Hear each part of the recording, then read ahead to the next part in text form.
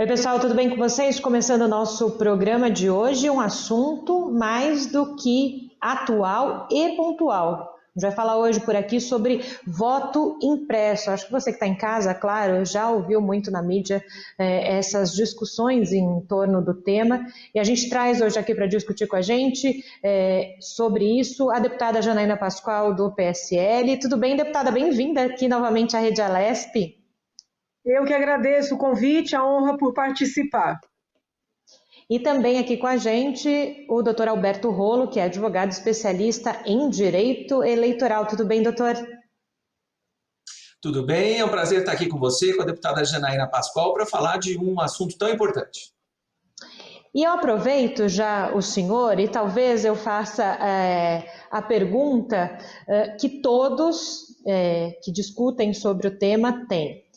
A questão hoje, doutor, da urna eletrônica, ela é segura? Ela realmente é livre de fraudes e afins? Talvez eu comece com a questão mais pontual de todas, né, sobre essa questão de voto impresso.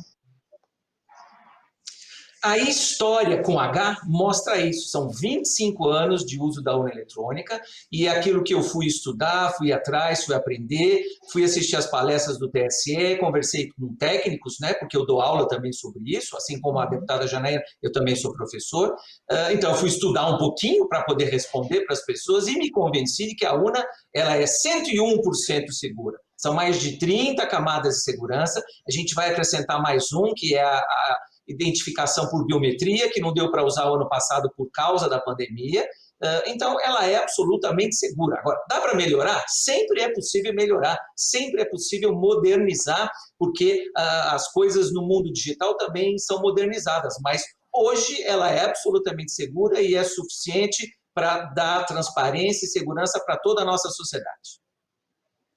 Deputada, a gente sabe que a senhora tem colocado algumas coisas nas redes sociais justamente, né, para levantar essa discussão importante, que a população também faça parte dessa discussão. Hoje, qual é a análise da senhora com relação ao modo de votação aqui no Brasil e, claro, o que a senhora acha sobre essa questão da urna eletrônica? A senhora concorda que ela é, assim, 101% segura?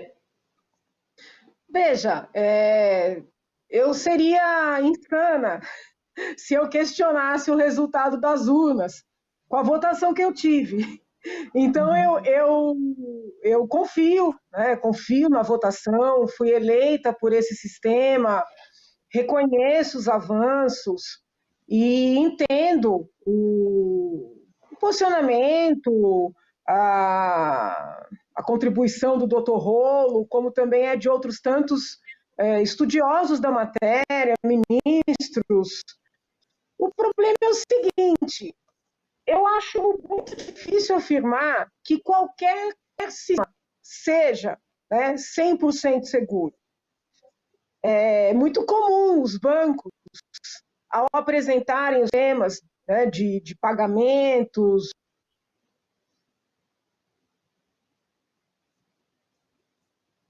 não são incomuns as fraudes, os desvios, utilizando esses mesmos sistemas.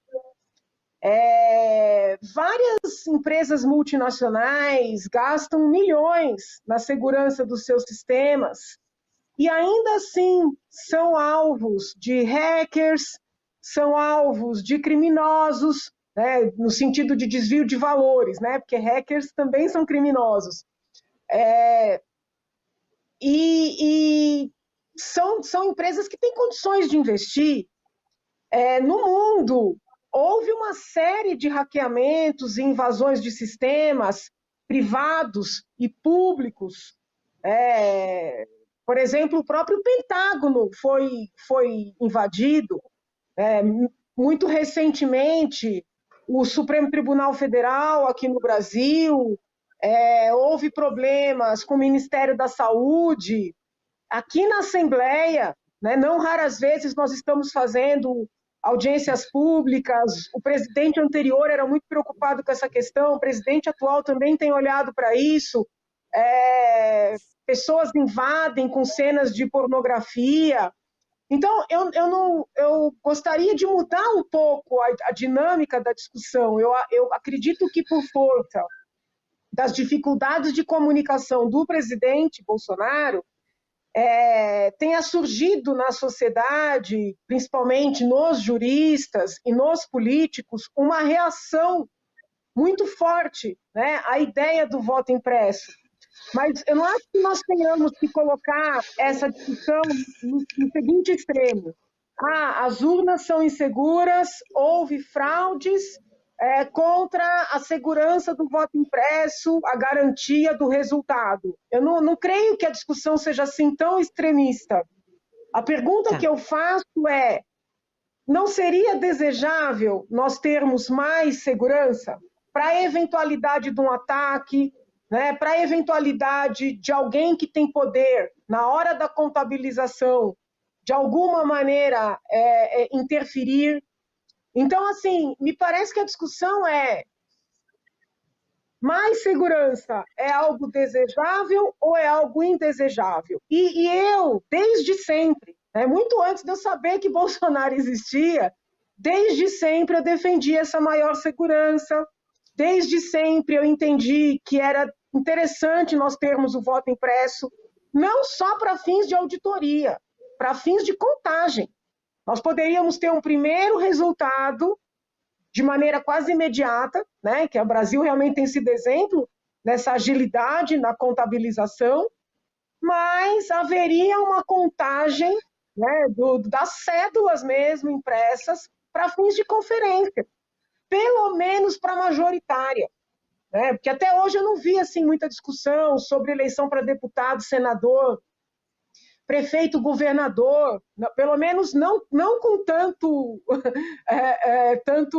tanta emoção como tem no caso de presidência. Então, nós poderíamos pensar, ao menos esta eleição, né, nesta, ter um pouquinho mais, nesta eu digo, para presidente, não a próxima só, ter um pouquinho mais de segurança. Doutor Rollo, justamente com isso que a deputada fala, sobre a questão de segurança. Para quem está em casa assistindo nesse momento e não entende esses trâmites, né? O senhor falou, ela é 101% segura. Quando a gente fala de crimes cibernéticos, de hackers que possam invadir o sistema da urna, como é que funciona isso? Eu gostaria que o senhor explicasse, até para que a gente avançasse nessa discussão de segurança nesse primeiro momento, independente disso que a deputada disse, com relação a essas pessoas vão lá conferir ou não os votos, né? Acho que a questão aqui nesse primeiro momento é a segurança. Então vamos lá. É importante os exemplos que a deputada trouxe, e eles acontecem e aconteceram no passado, mas tem uma forma dessas fraudes acontecerem, que é a internet. Então a gente tem que lembrar, e aí eu respondo a sua pergunta, a gente tem que lembrar como é que funciona o sistema da urna eletrônica. A primeira coisa básica é, a urna não está ligada à internet. Portanto, não dá para invadir a urna eletrônica como invade a conta, o hacker. Não dá para invadir a urna eletrônica como o hacker invadiu o Pentágono ou invade as multinacionais que investem milhões de dólares para a sua segurança. A urna eletrônica não está ligada à internet, então não dá para fazer isso. Agora, vamos lá, pontualmente, algumas coisas que a gente ouviu na live aí desses últimos dias. Quem faz a programação, quem faz o programa, são técnicos do TSE. E o próprio presidente diz que confia nos técnicos do TSE. E não é um técnico só, são várias equipes, são várias pessoas. Então, esses programas são feitos pelos funcionários concursados do TSE e aí são colocados à disposição da sociedade, são colocados à disposição do Ministério Público, são colocados à disposição da OAB, das universidades, da Polícia Federal e, principalmente, a deputada Janaína lembrou da estrondosa votação que ela teve. Principalmente quem vai fiscalizar são os partidos, são os candidatos, que são os maiores interessados. Então, até agora, nesses últimos 25 anos da urna eletrônica, nenhum candidato, nenhum partido, até agora, tinha questionado o programa. Todo mundo confia no programa, todo mundo sabe que o programa é submetido à auditoria. Quando fala que o programa não é auditável, não é verdade. A primeira auditoria é na própria confecção e fiscalização do programa. Aí depois vai ter a urna eletrônica lá às 8 horas da manhã nas nossas escolas onde a gente vota. Às 8 horas da manhã, a urna emite um boletim que chama zerésima, para mostrar que não tem nenhum voto lá. Por isso que é zerésima, zero, nenhum voto, zero voto. Porque eu sou da época, acho que sou um pouquinho mais velho que a deputada Janaína, ainda sou da época da cédula de papel, que tinha que fazer xizinho e depois contar um por um. Ali havia fraudes, ali as fraudes aconteciam, porque a apuração era feita ali na mesa, né, apuradora, e muitas vezes, principalmente no interior, as urnas já chegavam, a gente falava no interior, a unha vinha já prenha, né, a urna já vinha com votos dentro, isso acontecia. Agora, a 0ª mostra que não tem voto nenhum. Depois, que é alguma coisa importante que a gente ouviu na live aí nos últimos dias, às 5 horas da tarde, quem faz a apuração é cada urna eletrônica. Cada urna eletrônica, às 5 horas, imprime um BU, aí vai ter os votos de todo mundo, deputado, senador, presidente, governador, e uma cópia desse BU fica lá na escola. Vamos lembrar, até agora a urna eletrônica não tem contato com a internet. Aí depois vai para o TSE. O que o TSE faz? O TSE é uma grande calculadora. Então aí o presidente diz, não, a apuração vai ser feita na sala secreta. Não é verdade. Em algum momento eu achava que ele falava isso por desconhecimento. Agora já estou começando a achar que fala por má fé. Ninguém faz apuração em sala secreta. Quem faz apuração é cada urna. São 600 mil urnas no Brasil inteiro. O TSE faz a totalização, que é a soma, e aí divulga os resultados. Então são 30 camadas de segurança. É lógico, eu estou falando aí de meia dúzia. É lógico que a gente pode acrescentar, a deputada Janaína tem razão, se a gente tem 30, pode ter 31, pode ter 32, pode ter 33, não tem problema nenhum, quanto mais melhor, mas a gente precisa saber quais são esses itens que nós queremos acrescentar, a que custo, e se eles vão acrescentar segurança ou não, e me parece que a impressão dos votos não vai acrescentar a segurança que se imagina. Outra coisa, e aí depois, vamos lá, eu quero ouvir a deputada Janaína também, que é alguma coisa que ninguém falou, viu, deputada? Se aprovar o voto impresso hoje, não dá tempo de usar ele para a eleição de 2022. E aí eu quero ver por que não dá tempo? Porque tem que fazer projeto, tem que construir as 600 mil impressoras, tem que testar 600 mil impressoras, não dá mais tempo. E aí eu quero ver o que vai acontecer, o que o presidente Bolsonaro vai dizer quando ele estiver diante disso, que é uma impossibilidade fática. Perfeito. A palavra, então, com a deputada. Eu não tenho condições de avaliar se há possibilidade fática ou não. Né? Se eu pudesse escolher, doutor Rolo, entre investir o tanto que fosse nesse aprimoramento, que eu considero que seria saudável, né? Respeitando a divergência, e não, por exemplo, nesse aumento do fundo eleitoral, a manutenção dos fundos partidários, eu preferiria como cidadã. Né? Eu acho que o fato de eu ter entrado na política não retira a minha condição de cidadã. Eu preferiria o investimento nesta maior segurança do que em campanhas, que a gente nunca sabe se o dinheiro vai para a finalidade, é papel jogado entupindo tudo, é muito dinheiro passível de ser desviado mediante notas falsas. Então, assim, eu preferiria que se tentasse ultrapassar as barreiras, né, investindo esse dinheiro no aprimoramento da nossa segurança. Aí eu queria aproveitar a oportunidade, que o doutor Rolo é um grande conhecedor da matéria e eu respeito, né, os conhecimentos, para fazer duas perguntas. Que outro país utiliza o mesmo sistema que a gente? Né? Que outro país utiliza? Porque essa temática é bastante controversa. Né? Nós tivemos aí a situação nos Estados Unidos, que ainda tem uma votação, se nós olharmos a mentalidade que predomina no Brasil, considerada, vamos dizer assim, ultrapassada, né? Precária, vamos dizer. Então, eu queria entender que outros países utilizam o formato que nós utilizamos. E quando o presidente fala da sala secreta, eu estou batendo na tela porque eu não sei por que a tela está para mim. Então, assim, eu vou batendo para voltar. Não sei se o senhor vai recordar, mas na eleição de 2014, houve uma situação que gerou um desconforto muito grande. Pelo menos eu senti esse desconforto. Houve uma antecipação do horário de verão. O horário de verão visto para uma data. Eu não sei por qual razão, até hoje eu não entendi. Houve uma antecipação do horário de verão. de forma que ficou um gap entre as regiões do Brasil. Você se recorda dessas coisas? E aí, a gente fala da sala secreta, porque naquele ano, 40 funcionários ficaram numa tal sala de apuração. E por força desse gap, das 2 horas do horário de verão, quando a apuração veio à tona, já era um número absurdo, entende? E assim, eu naquela época, porque o senhor sabe que a minha cadeira é direito penal, mas eu estava dando aula no mestrado sobre eleitoral, eu dava a parte penal. E eu fiquei muito agoniada, porque, inclusive, nas aulas, né, nós falamos muito da necessidade da apuração ser pública, da população acompanhar a apuração passo a passo. E naquele ano, houve assim como começou a apuração, de repente já tinha o resultado, né? E isso assustou muita gente. Eu falo aqui com muita honestidade, né? Com isso não estou afirmando nada em termos de fraude, não é nada disso, não é desconfiança de ninguém.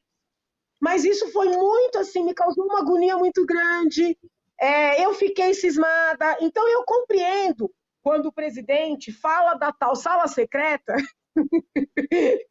e ele fica nervoso, porque esse sentimento tomou conta de muita gente naquela eleição em especial. Então, eu não sei se já houve algum avanço. Outro dia eu li uma matéria que estavam até pensando se não iriam, na época de eleição, rever se vai ter horário de verão ou não, para evitar algum tipo de situação. Então, eu não sei, o senhor que acompanha, né, mais de perto, essa é sua área, não é a minha. O senhor lembra disso? Né? Houve algum debate sobre isso especificamente, para evitar esse sentimento de surpresa da população? Né? Então, assim, seriam 2 perguntas. Eu sei que não sou eu que tenho que perguntar, mas não posso perder a oportunidade. Onde mais se utiliza o nosso sistema? E aquele fato especificamente, que ficou conhecido como a sala secreta, eu ainda lembro do número, eram 40 funcionários. Na época, muita gente queria saber quem eram esses funcionários. Teve gente de vários partidos que pediu autorização para entrar na sala, para acompanhar a apuração. Isso não foi admitido. Né? Então, eu queria te ouvir um pouquinho sobre essa dinâmica. Então, vamos lá, deputada. Também conheço o seu trabalho e respeito muito. A sua forma é muito diferente, né? Então, eu fico absolutamente à vontade. Então, vamos lá. E já que está me chamando de senhora, eu vou chamar de senhora também. Então, vamos lá. Tá. Primeira coisa, vamos lá, eu também sou da área formal e acabou, tem audiência daqui a pouco e pronto. Primeira pergunta, quem fala, não sou eu, se a gente der um Google, né, que eu falo lá para os alunos, tem um instituto, chama IDEA, é um instituto latino-americano que acompanha a política, pelo menos na América Latina, e esse instituto diz que são 35 países no mundo inteiro que usam sistema de votação eletrônica. Alguns usam na eleição nacional, porque a eleição é nacionalizada, outros usam em eleição regional. E um que usa em eleição regional muito são os Estados Unidos. Usaram ano passado na eleição nacional, porque lá, deputada, e a gente explica isso na faculdade, né? Não existe um órgão centralizado, não tem TSE nos Estados Unidos. Lá, cada estado faz a sua eleição com as suas regras, porque lá eles são um sistema federativo muito forte, né? Então, cada estado não abre mão da sua autonomia, cada estado faz as suas regras, faz a sua dinâmica eleitoral e depois soma os votos dos candidatos, vamos falar dos dois, do Biden e do Trump, né? Mas a eleição é independente, é estadual. Mas lá eles usam a urna eletrônica também. Então está errado quando alguém fala que nos Estados Unidos não usam urna eletrônica. Está errado. São 35 países, quem diz isso é o IDEA, é só procurar lá na internet que vai ter essa resposta. Então, quando fala que é Butão e Bangladesh, com todo respeito, eu acho que isso é brincadeira, né? Não está falando sério, porque não é verdade. Então, respondi a primeira pergunta, o pessoal vai lá no Google e vai ver que são 35 países. O Brasil é considerado um exemplo, um modelo. Então, primeira pergunta. Segundo raciocínio, eu me lembro sim. Vamos lembrar que em 2014 era Aécio Dilma, hoje o Aécio é deputado e lá em Brasília ele já foi perguntado se ele acha que foi roubado na eleição e Tem gente que diz que ele foi e ele próprio diz que não. Na época, o PSDB contratou uma ampla auditoria, inclusive com técnicos internacionais, que chegaram à conclusão de que não houve roubo, não houve fraude. Até o vice-presidente, na época, que era candidato, falou que faltou foi voto, não teve fraude. Faltaram votos, e é verdade. A outra candidata ganhou a eleição, o Aécio perdeu a eleição porque faltaram votos, não por causa de fraude. Então, lá em 2014, o próprio candidato que perdeu a eleição reconhece que não houve nenhum problema. Pontualmente na sua questão, eu sinceramente não me lembro se foi um problema de horário de verão, mas isso aconteceu, ou se era um problema de fuso horário, porque o Brasil tem vários fusos horários. Então, a regra do TSE é não liberar resultados, deputada, por exemplo, resultados de apuração na região mais a leste, né? Fernando de Noronha, Pernambuco, começa a pegar essa faixa do estado de São Paulo, e menos, né? Porque não liberar nesse fuso horário, porque o pessoal ainda vai estar votando, tem 2 horas de votação. Então, se eu liberar, olha, fulano de tal está na frente, fulano de tal está em segundo, eu vou influenciar quem está na fila ainda, porque tem 2 horas de diferença de fuso horário. Então, o que aconteceu? Independentemente das pessoas estarem votando nos estados, né, se a gente olhar no mapa, no oeste, né, do lado esquerdo do mapa do Brasil, independentemente das pessoas estarem votando, quem está na região sudeste já está fazendo a totalização. Vamos lembrar, a apuração, quem faz é a urna, cada urna eletrônica. E aí, pega lá o chip, pega lá o pendrive e leva para fazer a totalização. Então, essa totalização já começou. Então, na hora que liberou, e eu me lembro disso também, porque foi um susto, né? Na hora que liberou, às 19 horas, porque fecha às 17, na hora que liberou às 19 horas, porque naqueles estados onde o fuso horário é menos 2 horas, terminou a votação, quando apertou lá o primeiro enter no computador para liberar a primeira parcial, já tinha, sei lá, 30%, 40% dos votos totalizados. Porque vamos lembrar, no lado direito do mapa é a região mais populosa, onde tem mais eleitores. Então, às 19 horas já tinha muito voto somado. Aí liberou, apareceu, sei lá, eu realmente não me lembro do número, mas 30%, 40%, enquanto a urna tinha acabado de fechar nos outros estados. Então, foi isso que aconteceu. E eu me lembro, né, que o pessoal falou da tal da sala secreta, e a ideia era justamente tentar, de alguma maneira, dividir essas parciais, porque realmente aconteceu. Eles estavam com medo. Olha, a gente vai liberar essa parcial 40%, vai parecer que a gente montou esses números agora. Não, essa parcial já tinha os votos contados há 2 horas anteriores, não é? Então foi isso. Essa é a justificativa, essa é a explicação. Mas, por exemplo, eu acho que... Posso fazer só uma complementação? Pode, eu penso que deputada. é muito provável, doutor, que nós consigamos o voto impresso para 2022. Eu acho pouco provável. Eu, de verdade, gostaria, mas acho pouco provável. Mas, por exemplo, não seria o adequado que nessa tal sala, né, da contabilização, do fechamento, houvesse representantes de todos os partidos, representantes, por exemplo, do Ministério Público, da OAB? Não seria importante? Eu confesso ao senhor, porque eu entendo, não é questão de não confiar no TSE ou no STF, mas todos os órgãos se colocam numa condição de serem fiscalizados e acompanhados, né? Eu só sinto aqui essa coisa de que ou confia, eu estou dizendo... Então, por que não aproveitar esse momento de reflexão que poderia ser um debate, vamos dizer assim, menos agressivo, menos conturbado, mas por que não aproveitar para nós adotarmos algumas medidas de segurança? Eu entendo que seria justo, e não importa se os finalistas serão candidatos que me agradam ou não, entendeu? Se a pessoa em quem eu votar estará lá ou não, mas eu penso que todos os partidos deveriam ter oportunidade de representante para ficar lá dentro, entendeu? Acompanhando. A OAB teria legitimidade para isso. Se o senhor, eu também sou do tempo da cédula no papel, e eu lembro que havia os fiscais, lembra que eles ficavam, a gente ficava até de madrugada, as pessoas acompanhando, e isso com a urna sumiu. E esse sistema tão gelado, vamos dizer assim, né, tão pouco humano, no sentido de não ter seres humanos ali, ele acaba gerando insegurança, sabe? Eu acho que a gente poderia aproveitar essa oportunidade para debater melhorias. Pode não ser, vamos dizer, 100% urna, voto impresso, 100% urna eletrônica, mas nós poderíamos chegar no meio do caminho. Eu acho que se a unidade, se houvesse representantes de vários partidos, da ordem, né, da sociedade civil, de organizações internacionais, por que não, entendeu? Talvez não teria surgido todo aquele desconforto. Então, mas, deputada, esse ponto que a senhora reclamou foi resolvido. Tanto é que não houve mais reclamação em 16, em 18 e em 20. A eleição do ano passado, ninguém mais reclamou que não teve acesso. Então, esse foi, se eu não me engano, o presidente na época era o ministro Dias Toffoli, não tenho certeza, e esse problema foi apontado.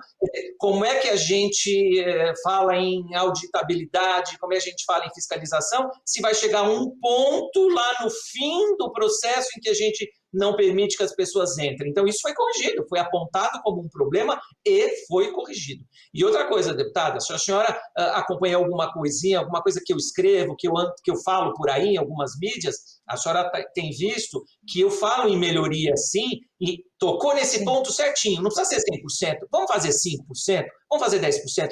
Aqui na Rede Alesp, eu já falei em algumas oportunidades que a gente já conversou com outras pessoas, até o presidente do TRE esteve na Alesp fazendo o programa, eu estava junto, por causa dos 25 anos da urna eletrônica, e eu me lembro de ter falado lá, não precisa ser 100%. E eu também concordo, abrindo parênteses, eu acho que esse dinheiro em segurança e em democracia é muito melhor do que no fundo eleitoral e partidário. A senhora tem 100% de razão. Também sou contra usar dinheiro público em campanha eleitoral, né? Talvez não fosse bom falar isso na TV Alesp, né? Mas eu tenho que ser coerente, honesto, intelectualmente, né?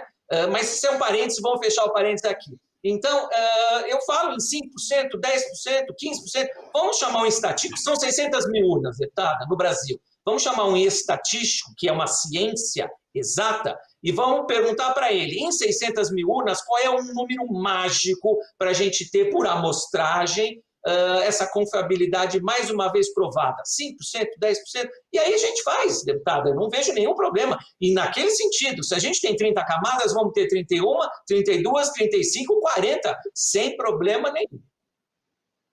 Agora, uma outra questão que a gente precisa levantar, e eu acho muito válido essa conversa direta de vocês, porque é importante, né, sanar as dúvidas da deputada, o doutor Rolo dizer para a população também o que eu acho que muitos poderiam ter a mesma indagação do que a deputada, mas aí a gente vai além, né? A gente está colocando numa discussão que a gente vai para o TSE. Por exemplo, lá no começo de agosto, até por causa das lives do presidente e afins, o TSE foi ao Twitter dizer, olha, vou até ler aqui certinho para a gente ter a informação.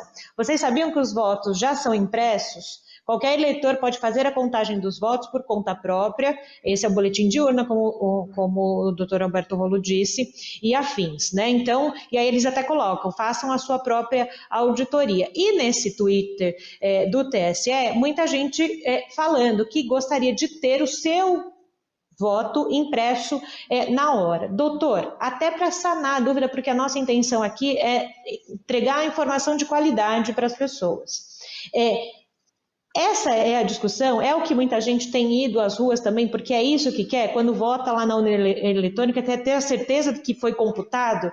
E é nesse sentido que o senhor fala que se isso acontecer, também não vai ter tempo hábil de ter essa questão dessa impressão do voto de cada um no momento da eleição, no momento da votação na cabine?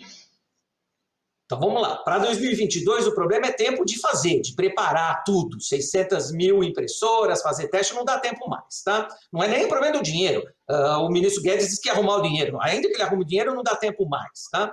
Agora vamos lá, tem gente que está pensando errado, Por exemplo, se o eleitor, se aquele que foi para a rua nesses últimos dias, está achando que vai pegar um comprovante e levar para casa, opa, pelo amor de Deus, aí a gente vai ter compra de voto, vai ter milícia, vai ter PCC conferindo em quem o eleitor votou. Aí a gente quebra o sigilo do voto, isso é inconstitucional. Uma das grandes conquistas da nossa democracia é o sigilo do voto. Então, se eu dou o comprovante na mão do eleitor para ele levar para casa, o eleitor que pensa assim não se deu conta, ele vai ser ameaçado, chantageado, corrompido, então isso é um desastre. Então, quem está pensando assim está pensando errado. Ninguém, nem a deputada Bia Kicis e nem, acho que o presidente Bolsonaro, imagina que o eleitor vai ter impressão do voto na urna, eu vou pegar e vou levar para casa. Isso não.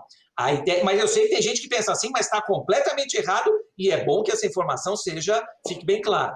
A ideia é, vai imprimir o voto, o eleitor vai olhar por um visor de acrílico ou de vidro transparente, não importa, e aí, se o voto estiver correto, com aquilo que ele deseja, ele vai confirmar, e aí vai jogar um pedaço de papel, não sei se vai ser papel sulfite, se vai ser papel mole, não sei. Vai jogar aquele pedaço de papel impresso numa outra urna, que é o que a deputada Janaína lembrou. Aí vai permitir uma contagem física lá na frente, se for o caso. E essa contagem nem seria automática, pelo menos a ideia que eu entendi das discussões no Congresso é essa. Só haverá essa contagem do voto físico se houver dúvida. É lógico que quem perde vai dizer que foi roubado sempre, né? Mesmo quem ganhou a eleição está dizendo que foi roubado, imagina quem perder, né? Mas a ideia não é, a ideia é manter a contagem no sistema eletrônico e, se houver dúvida, vai lá no papel e conta. Mas ninguém vai levar voto físico para casa. Deputada, eu sei que a senhora vai, em cima disso do que o Dr. Rolo falou também, explanar a sua ideia, mas eu quero aproveitar e perguntar, e aproveitar nessa sua resposta, né? Quando uma figura pública, como o presidente da República, vem e indaga essas questões, né? Às vezes com prova, às vezes sem prova, o que isso influencia a população, né? Eu digo isso, eu sei que a senhora, apesar de ter sido do mesmo partido do que o presidente, tem as suas ideias muitas vezes diferentes e é legítimo, mas eu pergunto isso para a senhora porque às vezes a população acha que o que ele pode pensar, todos os políticos podem pensar. A senhora entende a minha pergunta, né? No sentido de ampliar essa discussão. Veja, eu não sou uma pessoa da política, né? Eu estou na política. Então, eu também acho muito engraçado, por exemplo, quando eu vivencio no plenário aqui da casa, um deputado subir na tribuna, falar uma coisa, descer e para a gente dizer outra, né? Então, por exemplo, o deputado concorda com o projeto, mas sobe na tribuna e fala contra porque o projeto é do governo ou vice-versa. Então, assim, a política, ela tem muito disso, né? De falas, assim, que são, né, muito, muito contundentes, às vezes acusações, muitas vezes opiniões fortes demais. Então, assim, o político tem muito disso. Até por isso é que existem as imunidades, pode entrar na política qualquer cidadão, não precisa ter uma formação jurídica para ter toda a cautela como vai se manifestar. Então, assim, o presidente Bolsonaro, ele, nesse aspecto, é parecido com o ex-presidente Lula, né? São figuras, assim, muito populares, muito contundentes.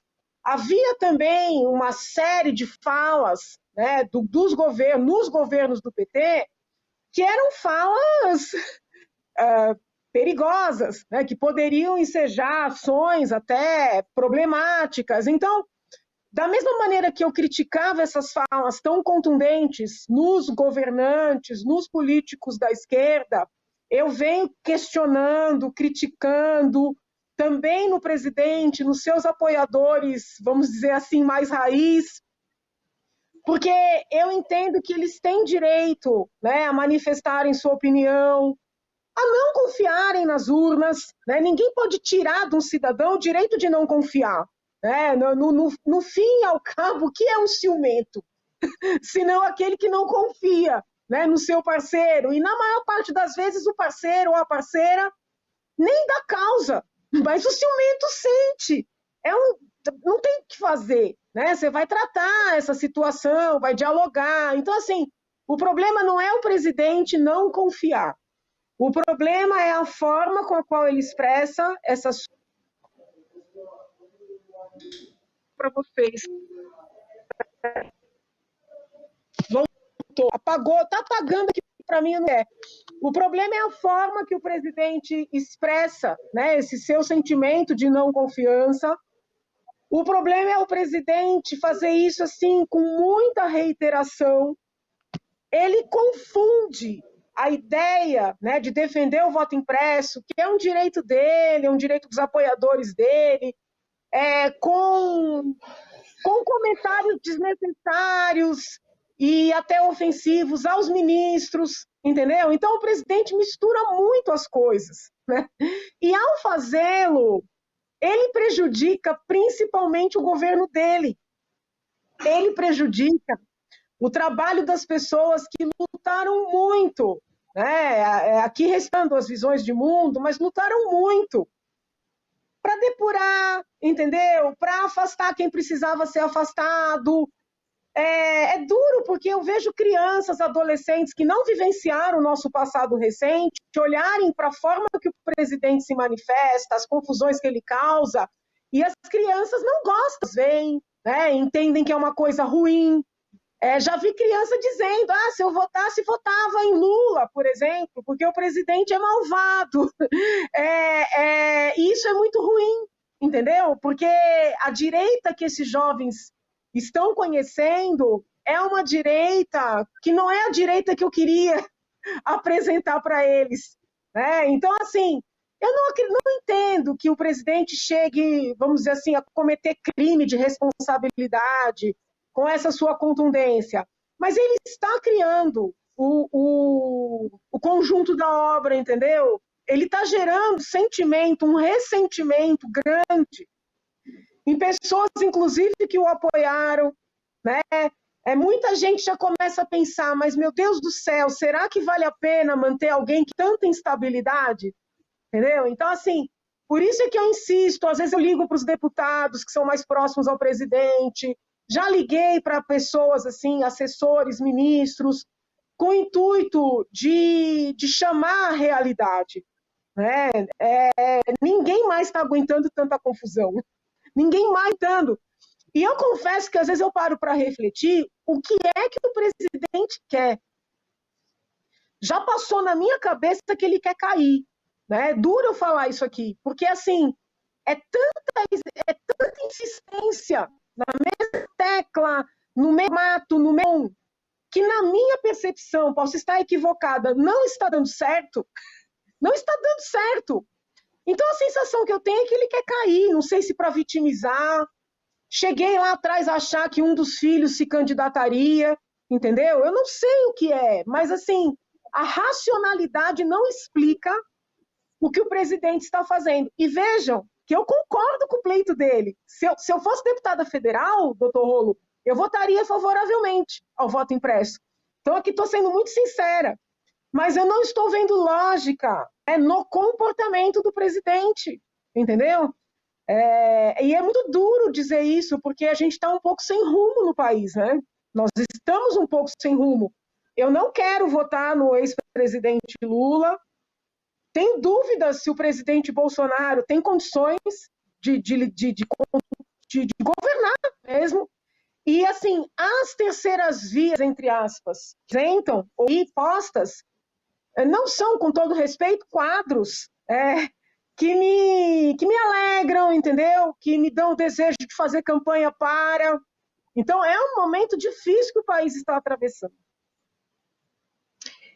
Eu preciso já liberar o doutor Rolo, mas antes de liberá-lo, para depois a gente continuar, deputada, eu só gostaria da opinião do senhor, claro, dentro disso que a deputada falou, e quando a gente fala de TSE, o TSE é que pediu também ao STF que o presidente seja investigado por disseminar fake news. Então, assim, a gente vai tendo um imbróglio nacional num momento de crise sanitária, de tantas coisas ruins que estão acontecendo no nosso país, parece que as discussões vão indo por uma outra via, né?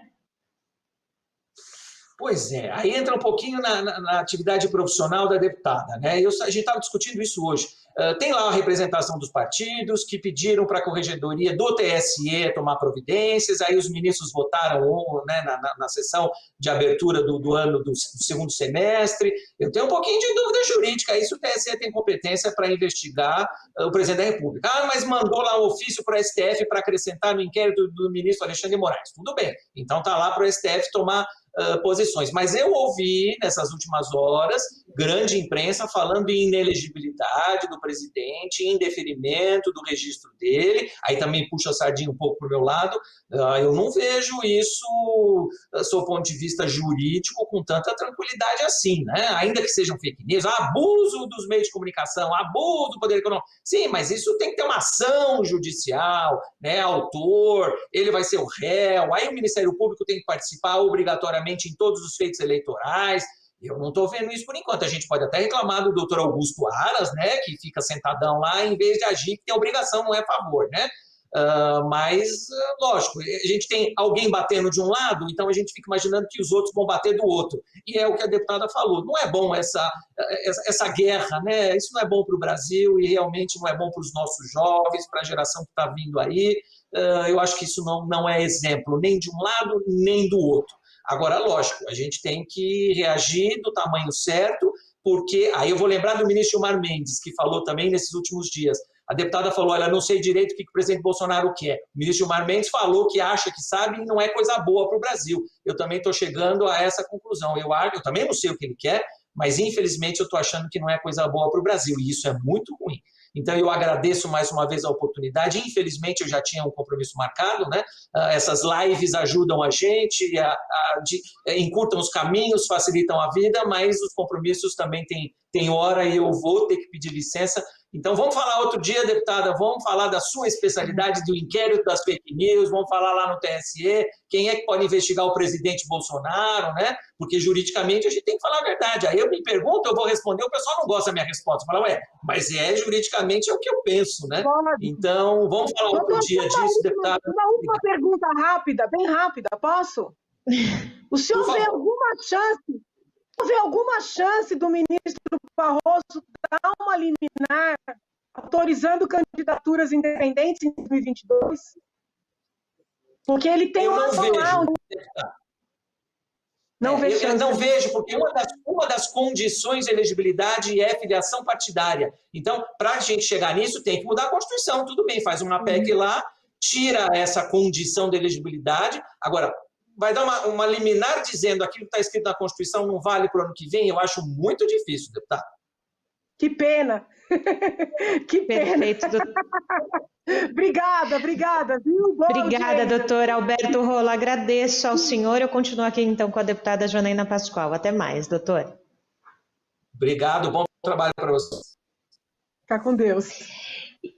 E, deputada, então, depois a gente marca novamente aqui com o doutor Alberto Rolo para falar sobre essas outras questões que ele disse. Continuando aqui com a senhora, apesar que a gente já está encaminhando para a reta final aqui do programa, era muito importante essa fala da senhora com relação a como se posicionar, como vem se posicionando o chefe, né, majoritário aqui do Brasil, porque as pessoas acabam seguindo, né, seguindo no sentido de... né? As pessoas foram para as ruas também nos últimos dias, nas últimas semanas, pedindo a questão do voto impresso. E pela leitura que eu faço do que a senhora nos trouxe aqui hoje no programa, é de que é legítima essa questão de ter ou não o voto impresso, ou de se entender se não tem nenhuma fraude afins, mas que a discussão está indo para um outro caminho, que deveria seguir o caminho de uma discussão para acrescentar nesse trâmite todo de votação. É isso que eu entendo dessa fala da senhora, né? Não, o que eu penso é que, como sempre, o presidente acerta no mérito, erra na forma, gera conflitos e acaba dando argumento para quem quer atacá-lo. Porque se você olhar...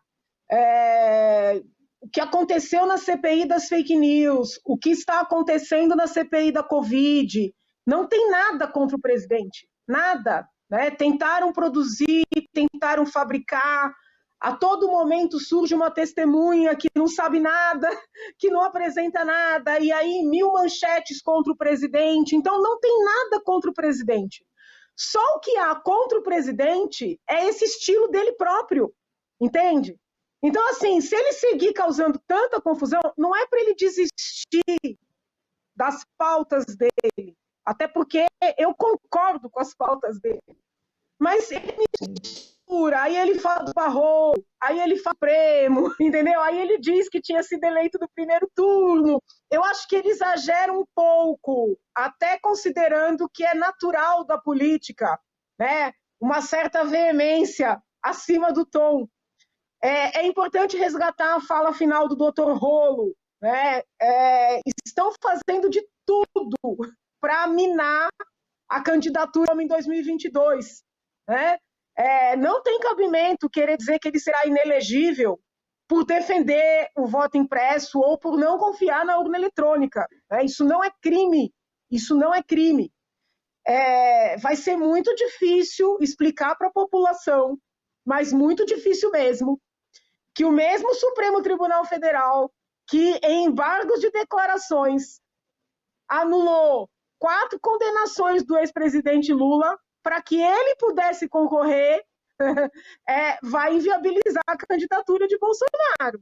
Olha que com todas as críticas que eu tenho a ele, eu acho que aí é realmente provocar a população, né? Não dá, entendeu? Não dá explicar se fizerem isso. Por isso que eu quero crer, né, que seja mais uma razão aí de jornalistas, porque não tem o doutor.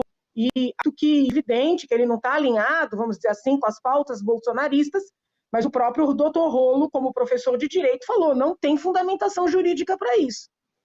E eu gostaria de, respeitosamente, pena que o doutor teve que sair, trazer uma percepção diferente da dele no que concerne as candidaturas independentes. A meu ver, muito embora a nossa Constituição exija, sim, a filiação partidária como pré-requisito para a candidatura, o Brasil é signatário do Pacto de São José da Costa Rica, né, que traz os direitos fundamentais, e dentre esses direitos fundamentais, o direito a votar e ser votado, sem depender de partidos, né? Então, é óbvio que o doutor vivencia muito mais a vida eleitoral, é o trabalho dele. Sim. Porém, eu entendo que se o ministro Barroso quisesse, e ele é vanguardista, e ele é um jurista que olha a Constituição como um documento vivo, ele poderia, sim, dar essa liminar. E, com isso, o Brasil ganharia muito, porque os partidos precisariam elevar o nível de sua atuação, haja vista a existência de uma concorrência real por meio de candidatos independentes. Deputada, eu preciso encerrar o nosso programa de hoje, mas essa discussão cabe também para a gente marcar um outro bate-papo, mas eu gostaria de perguntar para a senhora, rápida e rasteira, como fala. Se tivesse a possibilidade de ter candidaturas sem um partido, como a senhora explicou, a senhora entraria numa eleição assim? Sim, porque até, veja bem, acima de tudo eu sou uma professora, eu sou uma acadêmica, eu sou uma pesquisadora, uma estudiosa, né? Eu não poderia perder a oportunidade de fazer, vamos dizer assim, um trabalho de campo com algo que, em teoria, eu defendo desde sempre. Então, houvesse essa autorização, né, para todo e qualquer cidadão que assim desejasse, eu me candidataria de maneira independente. Perfeito. E assim a gente encerra, então, o programa de hoje. Obrigada, viu, deputada, mais uma vez por abrir a sua agenda aqui para falar com a gente. E você que está em casa... A senhora também, deputada. Você que está em casa já sabe, para rever esse programa, corre lá no nosso canal do YouTube. Até uma próxima. Fica agora com a programação da Rede Alesp.